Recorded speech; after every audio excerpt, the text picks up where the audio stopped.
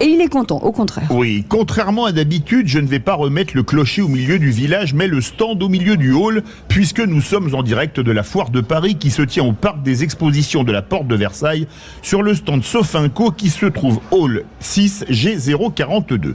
Mais pourquoi ce changement d'habitude ?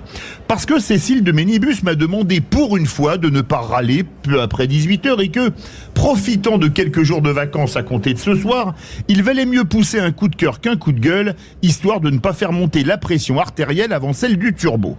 Car la foire de Paris est une vieille dame. Et une vieille dame, ça se respecte, d'autant qu'elle fête cette année ses 122 printemps, puisque la première édition a eu lieu en 1904. Nous étions alors sous la Troisième République et la France était dirigée par deux Émile Loubet à l'Élysée et Émile Combes à Matignon, ce qui explique pourquoi la foire de Paris tape toujours dans les mille.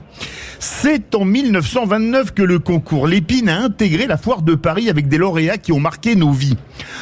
En 1931, la moulinette presse purée qui allait donner naissance à une marque légendaire, Moulinex. Un an plus tard, la cafetière à filtre et la yaourtière furent récompensées.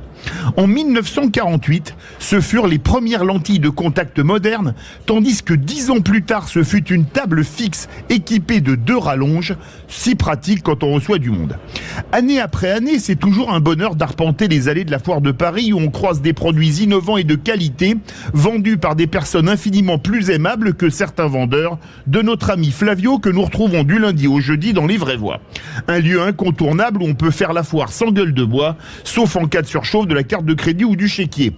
Les Vraies Voix étant une émission culturelle, je vais conclure par une question pour Les Vraies Voix. Quel jeu de société mythique a remporté le concours Lépine en 1956 ? Je sais, Monopoly. Non. Le Scrabble. Non. Un jeu très français. Jeu de dames. Trivial Non. Pursuit. Non. La crapette. Non. Docteur Maboul.